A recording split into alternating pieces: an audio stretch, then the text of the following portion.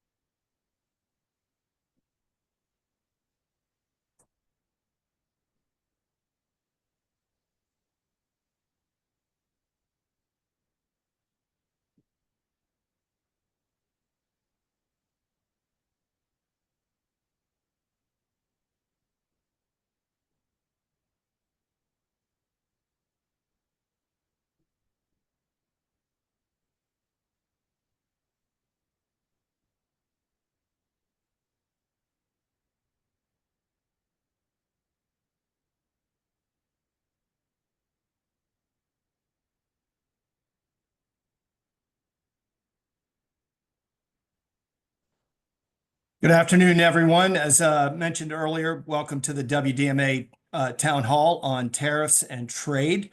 My name is John Crosby. I'm the president and CEO of WDMA. Just arrived back in November, and I've met many of you. Looking forward to meeting all of you. And I hope this town hall is going to be something that you can gain a little bit of insight from and help your businesses be prepared for what could be coming from this point forward. Before we get into the meat of the program, we're going to start with a handful of poll questions. So I'm going to ask our producer, Tanya Gomes, to get those on screen. And if you would mind proceeding with just answering those questions. The first one, is your company implementing any delays, cancellations, or changes due to tariffs or uncertainties about tariffs? And examples would be impacts on your operations, hiring plans, product development, marketing efforts, and obviously the list goes on. Got some great response here.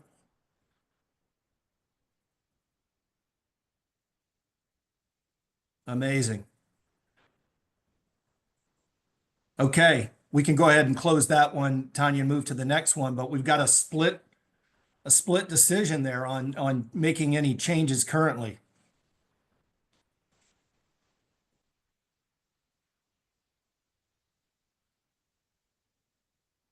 Okay, our second question, where is your business most exposed to these tariffs? And you can select all that apply. I would try to limit to 3 if possible.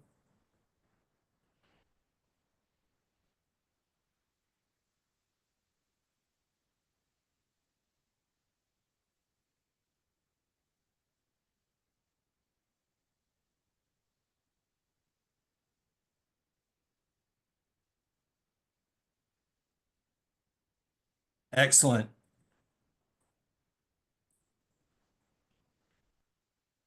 Okay, next question coming up soon.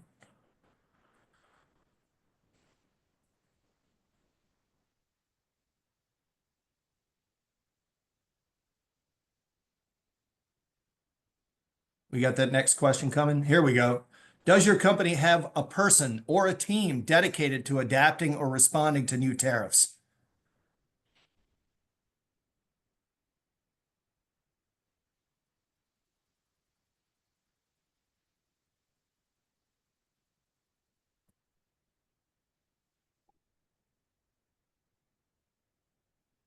Okay.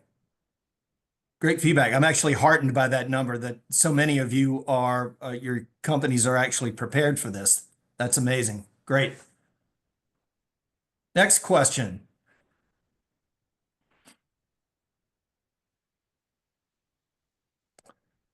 Are you currently experiencing supply chain issues due to the ongoing tariff implementation efforts? That would be examples like delays, disruptions, pricing, cancellations.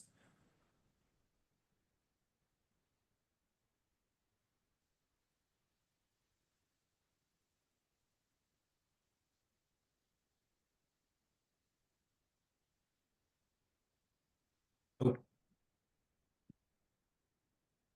looks like we're there. So 80% of you say no, which is another good thing. Although I think if this week had transpired in a different way, we might be having a different conversation.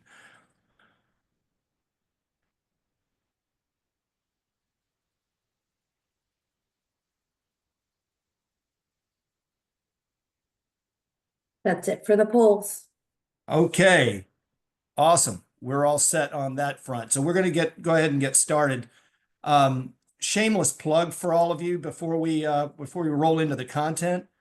Um, it's ironic that we're meeting to talk about policy because in another 7 weeks or so, we will be holding the 2025 WDMA Spring Meeting and Legislative Conference. This is your opportunity to come to Washington and not simply talk policy, but build relationships with legislators, with their staff, in ways that you simply can't do on the phone or via email. We really encourage all members to invest some time and effort to be here for this event. It really is one that kind of propels us forward in terms of our advocacy initiatives for the year.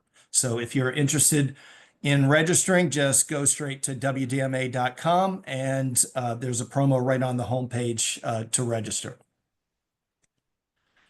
For today's town hall, I've already introduced myself. We're going to have some experts from a couple of corners of industry.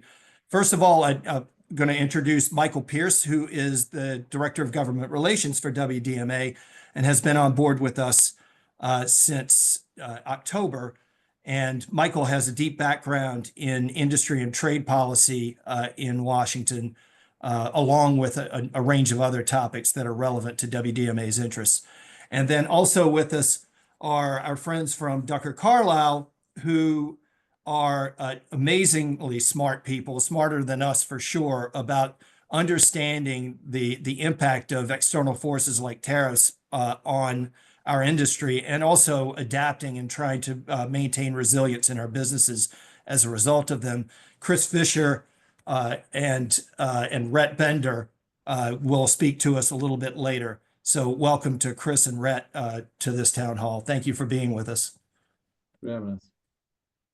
Before we get started, also, if you've been in a WDMA meeting, you know, as part of our antitrust compliance, we always encourage everyone, if you're asking a question, and we're going to keep questions into the chat feature for this town hall. So any questions that you're asking or any comments you're made, please keep them above board when it comes to the things that we need to avoid: pricing conversations, markets, distribution practices, etc.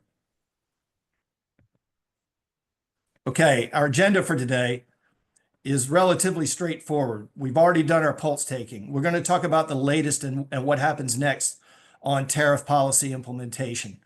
We're going to give you a little bit of a window into our response on behalf of the industry and a call to action for you going forward.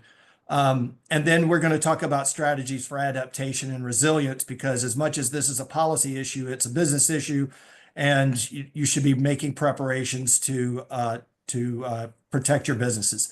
And then, of course, along the way, if you have questions about anything that you're hearing, please type it into the chat. We will take some time in between segments if we have time to answer some, but we'll definitely reserve some time at the end for questions and concerns as well.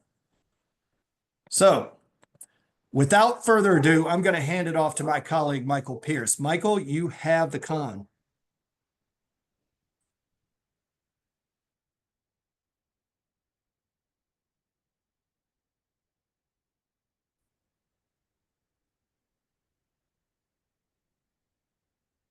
Michael, you're muted.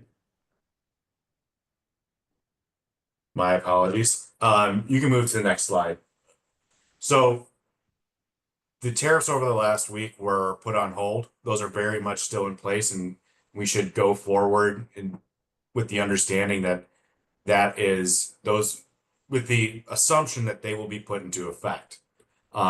If for no other reason than this has been a very chaotic process, and it doesn't necessarily adhere to what we would consider a normal tariff and rulemaking process. So just as a point of clarification, 25% tariffs more or less across the board for Canada and Mexico, with an exception for Canadian oil, which received a 10% tariff, and that's ongoing. Um, and then and then on China, it was a 10% tariff on top of tariffs that were already being implemented. Now, there's not like a broad top line number for what that new China number is because the Biden administration changed the tariff structure, and then Trump, based on what Trump had done in in the previous time he was in office. So there's a little bit more of it's not quite as linear as what we're going to see with Canada and Mexico. Um, and that is depending upon the good the good that is going to be in question. If it's a national security related raw material, such as like a rare earth mineral, that's going to be a very different tariff to one for say like a gypsum or another or screens perhaps. That's something we're going to be monitoring going forward. You can go to the next slide.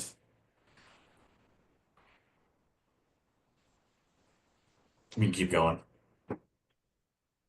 Um, so here's where we are today. We are with Canada and Mexico. We've gotten those tariffs have been put on hold for a month, coming into effect March 4th.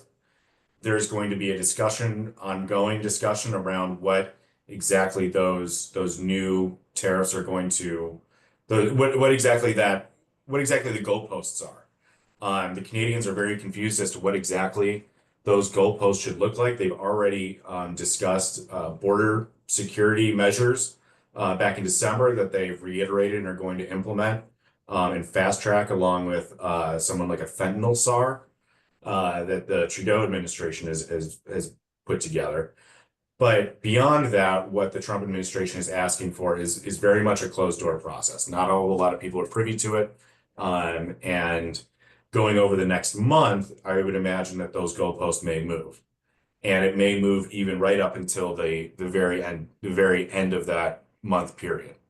So this is just as a level set, and this also goes for Mexico as well. As a level set, this process is likely going to see peaks and troughs, taking us all on a little bit of a roller coaster as we all get to be privy to the new as we all get to be privy to Donald Trump's thinking on any given day when he's posting on X, Twitter, Truth Social, what have you. And there's a lot of internal debate within the administration around this. And then when it comes to China, those have been implemented. So those are going into effect. The Chinese have responded with a 10% tariff on crude oil, agriculture equipment, and large engine cars, along with a lawsuit at the WTO. That is all going to play out. It was a very muted response from China. So we're waiting to see exactly if they plan on doing more, what that will look like. But that is again something we will be monitoring going forward. If they decide to go with a more robust response, which is certainly in the cards, we will be sure to let you know what that looks like. Next slide. Okay, so where we are going. This is a little bit of this can change on the daily, as they think we all know now. The Trump's economic strategy on tariffs is one where they're using this as um, in many cases not just as a bargaining chip on ongoing on these strategies. It's a robust change in how we address industrial and trade policy, where we want reciprocal trade balances and reciprocal trade. So at least a net zero trade deficit with other countries. So this is going to be an ongoing theme of the Trump administration going forward. And we should expect that where countries and organizations such as the EU have a significant trade deficit with the United States, that Trump will try and implement a tariff or like measure there to try and reconcile that. Um, in addition to this, a lot of these Mexico and Canadian tariffs are um, going to continue to come back up as we reach 2026, even if they are resolved at the end of the month and we don't see a 25% tariff implemented. This is going to be an ongoing conversation as we reach the USMCA renewal process, which begins in July 2026. So this is going to come back up as we reach that point, and that is a 10-year renegotiation process that we will wind up going through. I see no reason why the Trump administration would not want to renegotiate it. This is definitely going to be something that's on their cards. The other side of this is this has been made clear to me by folks in the Senate Finance Committee but not in the House, I should say, that there may be leaning on a 10 to 20%, and I should say the administration, a 10 to 20% tariff to help pay for reconciliation. The Trump tax cut is going to be very costly, and they need to have it paid for by any means possible. And one of the only ways they can do that without resorting to cuts is going to be through implementing a universal tariff. So the strategy is likely going to be they're going to declare for a 20% tariff, settle for 10. This, again, is subject to change. This is what has been told to me that they're considering, but may not come to fruition. I hope it doesn't. But this is something that we need to keep in our minds, particularly as we go into the legislative conference, which I hope to see you all there. This will be something that we're going to have to talk about. And the more people that we can, businesses, employers, folks from congressional districts coming in and saying, this is going to harm our community. This is going to harm our ability to create new jobs, create innovations, if we are paying an additional tariff on top of what already exists. It's going to hurt us and reduce our economic output. So this is something that is very concerning to me, and something I'm working to try and address in the legislature right now. Now, the U.S. tariffs on the European Union, this is something we know that they've wanted to do. This is going to be, I just got off the phone with some folks at the Customs and Border Protection, the folks who their lead trade person there, and they are going to be they're going to be announcing these imminently within the next 24 to 48 hours. There is no top line number as of yet of what that would look like. But they did say that they are toying with a policy that acts almost like a stamp duty. So the idea is, and as it was presented to me, that if you want to ship a package from, say, Germany to the United States, you will have to have a specific type of package with a barcode on it, and you will have to pay a duty to the U.S. government to have that package shipped to its final destination. I am not entirely certain how enforceable this is or if it's at all feasible, but this is an idea that specifically has come out of the Commerce Department as they are looking to find any way to impose tariffs on Europeans or people in other countries and make sure that they can say to the American taxpayer, oh, we're not paying for it. So this is a way of avoiding that conversation. But I would expect in some time in the next probably 24 hours, you will see a new set of tariffs on the EU or a more universal tariff. This is coming down the pipeline. What exactly may happen in the next 2, 3 hours to 24, I'm not sure, but this is going to be coming. It was also made very clear to me that this new tariff unveiling is going to be a near weekly endeavor. So as we go through this is going to become a bit more of a normal, not normal, but a regular part of the week, the tariff part of the week, probably on a Friday, just as soon as we're all trying to go out for the weekend. But that's sort of a rundown of what I've been seeing and what we've been dealing with over the last couple of weeks here with regards to tariffs.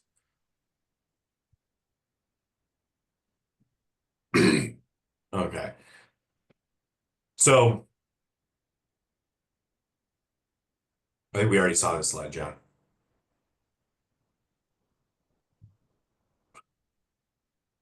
Okay, thanks, Michael. I'm Yeah, no going to problem. take us into the next stage. So I appreciate Michael getting into those kinds of details. As you may or may not have ascertained, we're very fortunate with Michael. He's done a fantastic job since November of finding the pulse of the transition team and then keeping a finger on that pulse as the transition team became the administration and now is beginning to implement policy. So we're able to be a little bit more responsive than maybe we have been in the past, just because we're keeping our finger on that pulse. I will say that if you look at some of the activities that we've been involved in to date, early on, Michael was engaged with folks on the Hill in particular, because knowing that in the long run, there are legislative vehicles that will come into play with respect to tariffs. We know that there's potential for reconciliation bills that involve the renewal of the Trump tax cuts being offset by tariffs. That is a very real consideration at this point. But getting into the ear of people with the Joint Tax Committee, with the House Ways and Means Committee, the Senate Finance Committee, we've been having those conversations, and we've actually found sympathetic ears on both sides of the aisle. We have been consulting with the larger associations in our sphere, in particular the National Association of Manufacturers, which has done an amazing job of coordinating with manufacturing associations like WDMA. It's a two-way street. This isn't NAM just simply driving the bus and not wanting to hear the kids screaming in the back. They're very engaged with organizations like WDMA because they know we know better about what's happening within our industries.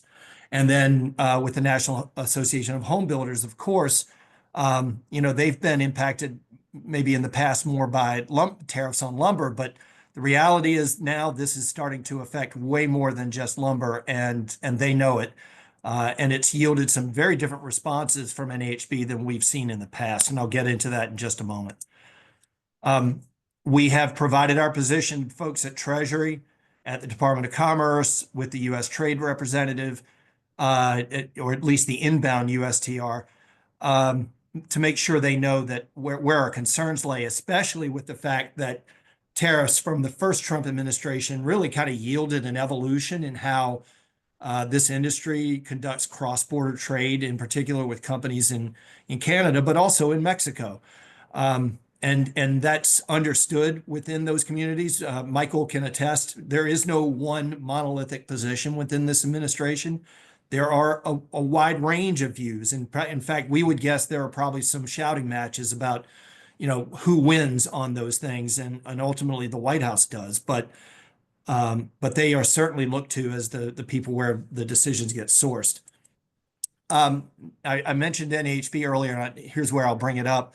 When I arrived at WDMA, one of my goals, knowing things like tariffs were going to hit us, was that we know downstream things like this are regressive and they cause inflationary impacts on housing. There are other ways in which the cost of housing is driven up, but when it's all said and done, we're in the midst of a housing crisis, a housing affordability crisis, and this is really not great timing for the administration to jump in like this on tariffs, considering its position around relieving housing affordability and relieving inflation for Americans. So we've been having conversations with NAHB, with the American Institute of Architects, with Associated General Contractors of America, and many other organizations in Washington who care about the direction that construction goes, and in particular care about how housing evolves in this country. There are a lot of people in America, Gen Z and late millennials, who have begun to wonder whether homeownership remains a part of the American dream. And all of these associations I've mentioned, including WDMA, feel strongly that not only should it will, and we just need to find solutions to make the market workable for everyone. So starting next week, we are beginning to have conversations with a lot of those organizations I mentioned to talk about how we might coalesce support to deliver a unified construction industry message, not just disparate, fractured messages that come from individual organizations. So stand by on that for more, but tariffs are a part of the conversation, but it's filtered through the lens right now of how this affects the audience that the Trump administration says is most important to them. Everyday Americans who are just trying to make ends meet, keep a roof over their heads, and have their kids have a better life than they have. We're also developing resources for member companies to respond. In development and very close to for distribution will be a toolkit of sorts that will offer some recommendations for actions that you can take within your companies. Some of you may have already embarked on some of these efforts, but things like number one is actually communicating with members of Congress and senators regarding this issue, because it's better to get ahead of them now than when you're on the ground here in April for the legislative conference or when they begin to negotiate on a reconciliation bill. But also talk to your local media. We've got a templated press release to offer member companies to be able to tell local media how this is going to have a localized impact on communities. And then a supply chain diversification checklist is in the works, which will also aid in sort of making sure you sanity check how you're responding to the potential for tariffs by protecting your supply chain. And then I know that NAM is leading the way on this right now in terms of having the conversation with the U.S. Trade Representative, but we intend to be a part of that conversation if it comes to it, to talk about exemption requests, provided that the USTR is open to it. That's a conversation that's not been had yet. So we very much intend, if tariffs are going to be imposed for the long haul, then our belief is that this industry can and should be eligible for an exemption. Michael, did I miss anything? Nope, I think you got everything. Okay. Questions? Do we have any? We do have some questions. Hang on, I'm going to take a look. First question, per any direct WDMA advocacy on tariffs, are you extending and amplifying your positions by aligning with like product manufacturing terms? Yeah, we got into that one. The builders, developers, answer is yes. And our industry's customers. I will admit on the third, probably not so much, but the reality is those organizations absolutely can and should be a part of this coalition opportunity that we're discussing. So take note on that, Michael. The contractors, big box retail, the lumber yards, distributors. And then another question that was given, are you working with Fenestration Canada on tariffs? And the answer is emphatically yes. We are working. We actually began discussions with them back in December. Michael is coordinating with their policy folks, And certainly we're providing intel to them. They're providing intel to us because we really do have a sort of a lockstep position that where we were was a very healthy position for companies in this industry on both sides of the border. And we would like to see a return to status quo. Hope that helps. No more questions further at this point. So we are going to move on to the next part of the program. This is the part I skipped. I talked about it and didn't show it. So we're going to now hand the reins over to Chris Tucker and Rhett Bender from Ducker Carlisle. I had asked Chris and Rhett earlier in the week if they were helping their clients understand how to be nimble in this environment, how to make changes to supply chain strategies or work with customers downstream on pricing arrangements and things like that. So they emphatically said, yes, it was a perfect opportunity for us to get some subject matter experts on to provide all of you with some insight. And I'm going to hand it off to Chris and Rhett now to tell us what they're hearing. Chris, Rhett? Thanks, John. Yeah, appreciate it. If you could advance the slide, we'll jump into some of the ways that you can go to the next slide. That's a little bit about us. I can read through that commercial, but so we've been working with our clients, and of course, many of you on the call, I'm sure, are familiar with our business and some of our intelligent assets, but also our consulting services and NMA services are focused very much on growth solutions as well as operating improvement and de-risking. And so coming into this year, we always develop a robust forecast, both in where we think construction activity, volume, starts, non-res activity, infrastructure is going to be going, but also what are the big implications that manufacturers and distributors and contracting and installation firms need to prepare for into a new year. Now, this year is a very different year because we've had an election change. And so that the post-election impact is what you see here in terms of policy areas that the Trump administration was likely to focus on. And so we've been working with clients to assess risk or opportunity, look at mitigation scenarios or acceleration scenarios, putting in different levels of competencies around supply chain, around pricing and mix strategy, around procurement opportunities, and then also, rebalancing market mix, either from a local market, a channel, a segment, or from an import-exports perspective. So what's interesting is that coming into this year, we knew there'd be several areas where the new administration either could create some opportunity or create some challenge. I think one of the things that's surprising, and I think Michael's right, that we're going to have a surprise each week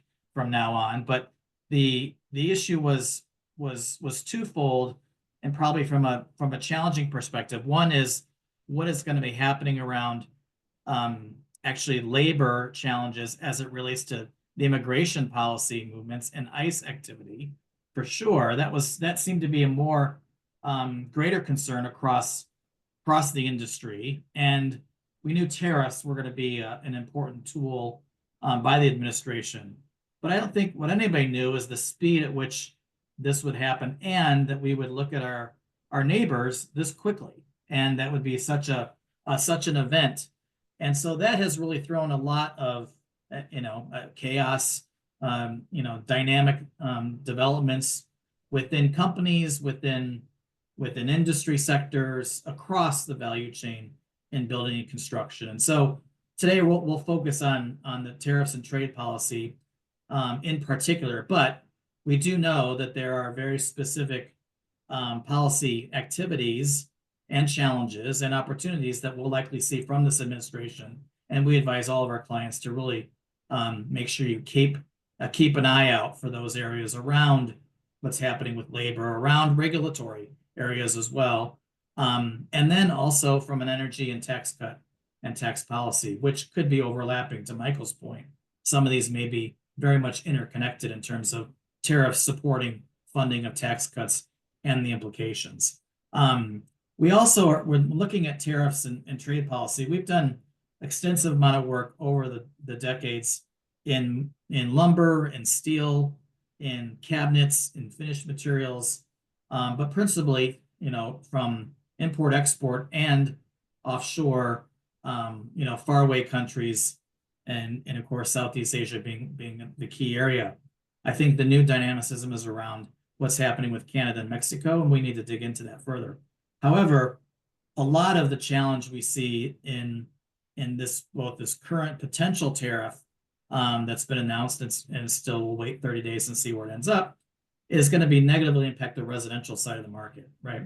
Non-residential has a little bit more insulation from certain elements of tariffs because there are some areas in infrastructure and materials that in non-residential infrastructure that just are made in America, or it requires some level of domestic manufacturing supply chain that's established, or it's overlooked from the tariff language at times. The residential market tends to get all of the attention, and we've seen that from lumber and cabinets and other finished materials or components before. So really the things that we're watching most closely are the negative implications to tariffs. And if tariffs come in low, it may have a muted response or muted implication. If they come in high and they're very penalizing, then it can be extremely disruptive, not just from a price and a cost perspective, but also from a supply perspective, where it becomes very difficult to secure and have consistent supply of the right materials even at higher prices. And so those are the things that we want to make sure we understand. Ultimately, there is a pricing mechanism to monitor for sure, but also we want to look and make sure we have adequate supply covered, because some of those tariffs could reduce the amount of volume of materials that we have to make and produce our products. On the positive side, though, tariffs can, in the long run, we'll see, but they can create more domestic production, or just like we've seen in COVID, although it was a scramble, and I'm sure all of you have advanced your procurement and supply chain adaptability capabilities, it does open up a potential for new supply, or it creates more creativity in supply, and that's good, but doesn't mean it's necessarily the right economics for a business, or easy to manage. So, and finally, we'll see, hopefully we'll see it in other technology areas, but there's likely going to be more foreign direct investment coming in to the US because of that policy in the long run, which may help even out or create lower cost, better volume supply chains in the future in an ideal state. But right now, everyone's focused on the immediacy of the negative impacts, particularly for residential and in some areas of high institutional non-residential. Okay, so given that dynamic, if we move to the next slide, let's talk a little bit about how we're working with what we recommend our clients to focus in on and build, and where we're helping to almost insulate or build mitigation and opportunity strategies for any tariff. And we agree with Michael that you have to plan on tariffs occurring. Now, there may be changes in the level and the severity and the comprehensiveness, but it's still very important to prepare the business as you move forward for this year, and of course the years after that. So let's talk through some of the things we're doing. I'll let Rhett hit some of the highlights and join some of the specific areas we recommend everybody focus in on. Rhett? Yeah, thanks, Chris. I think you hit the nail on the head that this can be a dynamic space right now. So it's very important to first, everyone sort of stay calm and study the tariff language and response. The announced tariffs, may or may not actually happen in the immediate, and specific products, we know being imported may or may not actually be affected. So, of course, last time with Trump in office, a significant portion of products were exempt from the tariffs. So it's really important to make sure you pay attention to the type, the level, the class, and the intent of the tariffs is the specifics are really, what will dictate any changes in action. I'd also add to that, just at a high level, it is as important and to look at the fine print, if you will, but also imagine the response. I think we talked a little bit about, we saw some muted response from China already, and what we're seeing, the immediate response that's allowed for both the Canadian and Mexican tariffs to be placed on a temporary hold. Looking at those response levels, the severity of that, the likelihood of those having an impact is also important. Of course, Michael and John, the team here at WDMA, can be very helpful to you in assessing what are the implications of the response from specific countries where those tariffs are made in action. So, okay, Brett.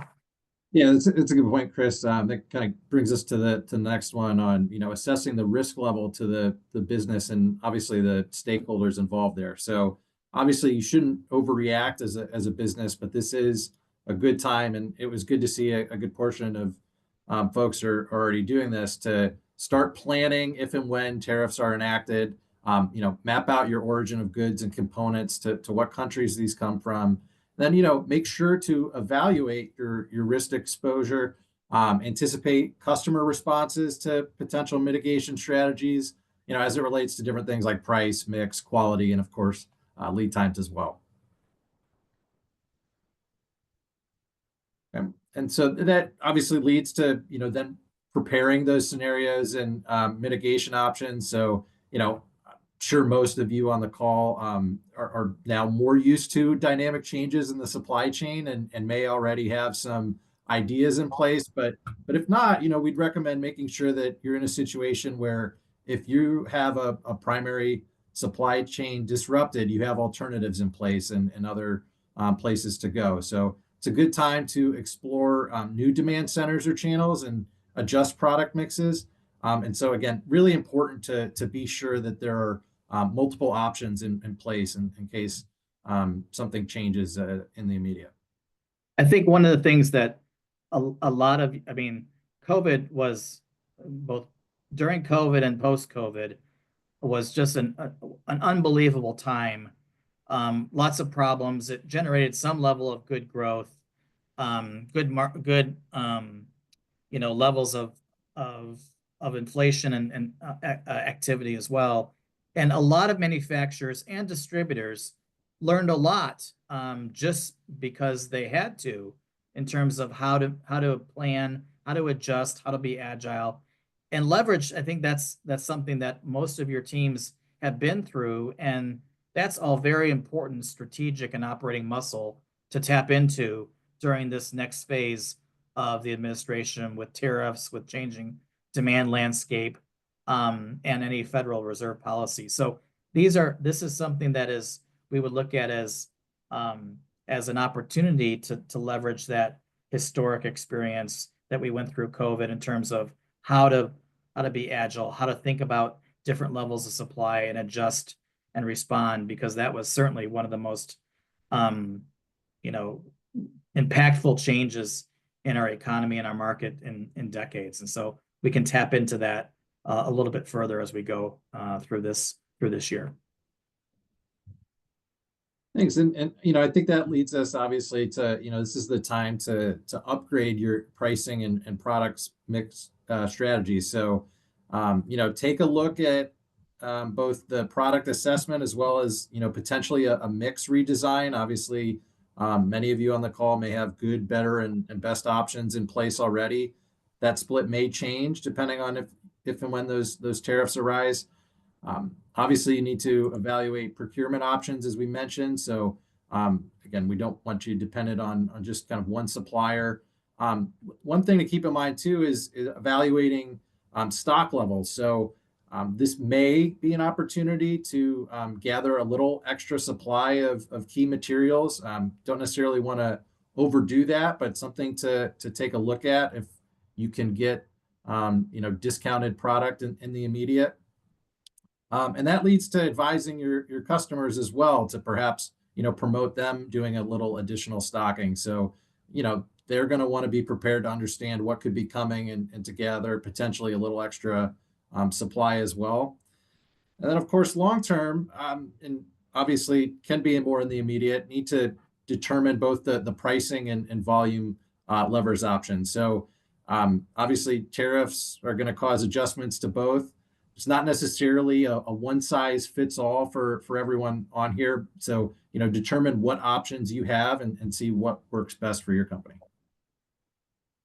That's right. So the challenge with tariffs is that it tends to be immediate and quick, and therefore we have to respond and prepare our business for the implications.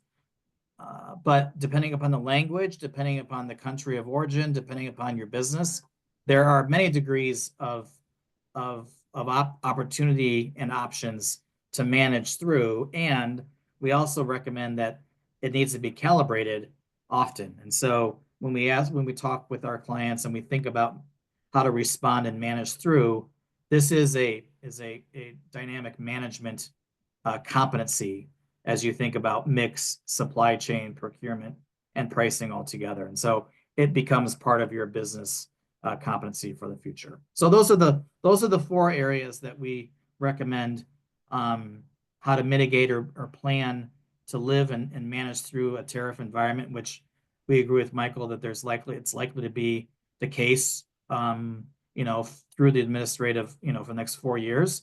Stay calm, study the tariff language specifically, understand the risk and opportunity to your business and your stakeholders, including your customers and channels and other partners. Prepare the scenarios, look at mitigation options, and then act and upgrade and look at those areas of treatment and make those decisions. Sometimes it's you're supporting and you're managing through, or you're holding. Other times you're passing along. So again, a lot of different actions to take, but this is a 4-way step and sequence we recommend to our clients. Chris and Rhett, thank you very much for that insight. That's the best way I've seen this encapsulated on one screen thus far. So greatly appreciate it. Yeah. I'm gonna leave the chat room open for questions or the Q&A, I should say. If you have a question you'd like to submit, we've got a couple of just final things we want to share. As you might imagine, we are going to continue engaging with folks in the Trump administration in the short game, and in the long game, engaging with folks on Capitol Hill with respect to any legislative vehicles that could end up making some tariff policy more permanent than others. And we want to engage with all of you as well. There's nothing like stories from member companies that can really drive home the message of what kind of direct and indirect impact that tariffs or any policy can have on our industry. So please know that we want to hear from all of you with respect to what's happening. We do have a question. Do you see a tariff against Canada affecting the value of the Canadian dollar versus the US dollar? That's probably a question for Chris or Rhett, if I had to guess. Chris? Yeah, I think it would be dependent upon the level of tariff and how high or how steep it is. I think it certainly could. We've seen that happen, not with the Canadian versus the US dollar, but in other global currencies. I think one of the challenges that other countries are dealing with is how to manage through the strength of the US dollar, and where does a tariff and how does the response to tariff influence that or not. So it's certainly something to watch, but it would be, if it's not a significant or high level tariff, it's not going to move that too much. But if it's broad and steep, it certainly in the long run could. Thanks, Chris. Mm-hmm. Not seeing any further questions, but I do want to emphasize, if you we wrap up the town hall and you make plans for the end of your day, I do want to emphasize the conversation doesn't end. But, write us a note, membersupport@wdma.com. We will gladly process any, in particular, policy-related questions, but we will also gladly pass along any questions you have for Chris and Rhett, where they might be able to respond to you directly. So we're happy to do that, but don't hesitate to lean on your industry association in terms of providing you with the support and the resources that you need. We have a easy question. How do we access the recording? First of all, there's a number of things I want to share. We will absolutely share the slide deck along with the poll results with everyone. It may come right after this town hall, hopefully. We are also going to share those resources I mentioned earlier around a tariff toolkit early next week. We're just finalizing some of those resources. The recording, I'm gonna, if I'm wrong, Tanya will step in and say something, but I believe you will get a communication that the recording is available for you.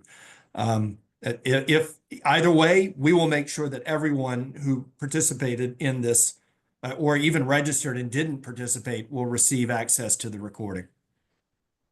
We do have another question. Just a moment.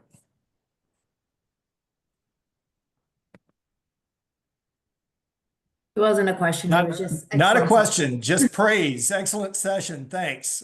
We appreciate that. We're humble about this. It's our service mentality towards you all as members, and we owe you that as we continue to collect information and advocate for the industry. So very much appreciated. One final note that I did want to pass along that I shared at the beginning. Please, we encourage all of you, register for the spring meeting and legislative conference. This is a different year for us in that, we're aiming to have, 10-20% increase in new participants. And I know for a lot of people, it's weird to go up to the Hill and you feel like, all of you are in, high level positions in your companies and you probably aren't intimidated by anyone, but you go in front of legislative staff, a 27-year-old legislative staffer, and sometimes you feel intimidated. We're going to lower those barriers. We're holding some pre-meeting advocacy training events that Michael's going to be hosting. We're going to be providing some programming on site in preparation for visits to the Hill that's meant to give you the resources you need and the comfort level you need in order to proudly and comfortably go up to the Hill and speak with congressional staff or legislators. So we're looking to evolve this in a way that it becomes fun and rewarding as much as impactful for your businesses. We hope you'll join us. Michael raised his hand. So Michael, you've got something you wanted to share. Okay, so there was a great question that was asked, will the BRICS countries be next to be tariffed? And I think this leads into another, something that Chris mentioned earlier, and another question about the strength of the US dollar. The Trump administration, as part of their core policy, is looking to mitigate or try and basically crush the idea of an alternative reserve currency that the BRICS countries are currently floating. There will be, I would be shocked if there isn't, a specific BRICS strategy looking at those countries and tariffing them, tariffing all of them in a unique fashion that looks to strengthen the US dollar's position while, making sure that that those countries are trying to mitigate that risk of a challenge to the US reserve currency. But a lot of this tariff discussion is being balanced against that in the background. So as this goes through, keep that in your mind. It's not got to be at the forefront, but it's helping to inform their strategy around this. That's all I'll say. Great question. Looks like we've got another question. Nope, that's a thanks. Okay. Well, with that, a lot of you will know that I'm big on trying to give time back because we all have busy schedules and sometimes need to breathe before we move on to the next thing. So we're going to wrap and call it a day. Thank you so much for joining us for this town hall, the first of what I hope will be many during the course of 2025. as we aim to keep you as apprised and updated and motivated on policy matters coming out of Washington or many state capitals. So stay tuned for more. Thank you again for joining us and have a wonderful weekend. Yep.